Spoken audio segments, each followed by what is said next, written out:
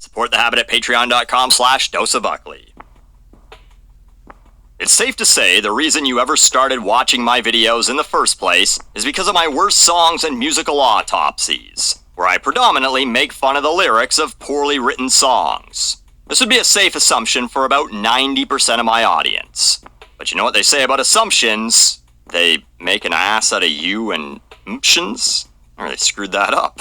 No, but one of the biggest complaints I get from people who like shitty pop and rap songs is, why are you so picky about the lyrics? Just think of them as another instrument. Like, you don't have to be treating them like deep poetry, which, A, yes I do, that's what makes it funny. Me holding watch me whip, watch me nay-nay to an impossible standard. And B, not listening to the lyrics is how we get idiots doing things like telling Tom Morello of Rage Against the Machine to not be political. The guy whose lead single off his very first album accuses cops of being Klan members.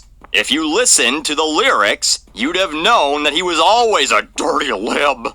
But I can excuse the average person for not knowing or caring what the actual message of a song is. To them, it's just disposable entertainment. But to musicians who actually write lyrics for a living, who would like people to actually pay attention to them since they put all that work into it, you'd think that they'd have a deeper appreciation for actually listening to a song and understanding the ones that they enjoy. No? Well, meet Aaron Lewis, country singer and frontman of the post-grunge band Stained. Here he is talking about Bruce Springsteen's Born in the USA on the Tucker Carlson Show. The fact that he duped us all with one of the most anti-American songs ever and called it Born in the USA as some sort of celebration of how great it is to be born in the USA. I'm angry at myself for not seeing it for so long and actually giving him, in my mind, the credit of being a representation of blue-collar America. Now, I should admit that this is from last year, but it started making the rounds again in June of this year as we plodded toward America's 250th birthday, which I'm posting this video on. Happy birthday, America! You don't look a day over 200. But people were sharing this consequence of sound post that they dug back up from their own archives. Duped us all. Real Tim Robinson hot dog guy sketch energy here. We're all looking for the guy who did this. No, man, don't speak for all of us. You were the one who was duped. Which is crazy because, again, you are a musician. What do you mean you never actually listened to the lyrics of a song you apparently once thought was so patriotic, so great? You just nodded your bulbous noggin to the I was born in the USA chorus and never once thought, again, as a songwriter, to listen to the rest of it? And you admitted this in an interview watched by 1 million people? That's gotta be a humiliation kink or something, no? Of course, for those of you not overly familiar with this song because it is over 40 years old, the song tells the story of a young small-town man who got into a little hometown jam. So they put a rifle in my hands, sent me off to a foreign land to go kill the yellow man. Bruce, that's really politically incorrect. The Viet Cong used female soldiers too.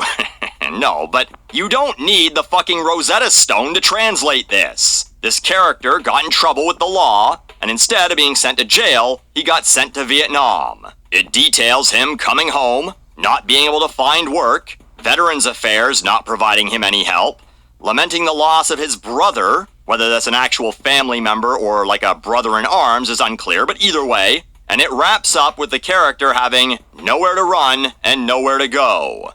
The Born in the USA chorus being a sarcastic protest, suggesting that America could do better by its veterans, that this character is a very real representation of many who were forced to fight in Vietnam and many other wars, and that the greatest country in the world should take care of its own. Again, I'm not some genius interpreting poetry here. It's written out plain as day. It couldn't be more clear.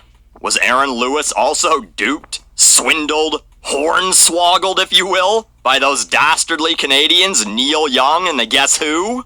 Does he think Keep On Rockin' in the Free World is a celebration of freedom and not also a condemnation of the US's failure to protect its own citizens? Them maple syrup drinking moose fuckers done bamboozled me. I thought American Woman was about a sexy American woman.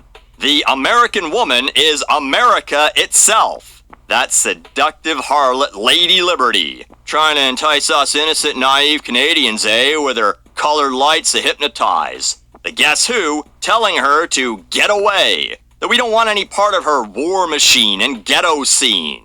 Again, if you're the average person who just treats lyrics like another instrument and only ever really listens to the hook, I get it. You don't actually care about music. You just like semi-pleasant sounds entering your ears, and that's fine. But when you're Aaron Lewis, a musician, it's pretty inexcusable. But what's funnier is that he misses the point twice. The fact that he duped us all with one of the most anti-American songs ever. I'm going to throw a huge twist at you here. Bruce Springsteen's Born in the USA isn't anti-American at all.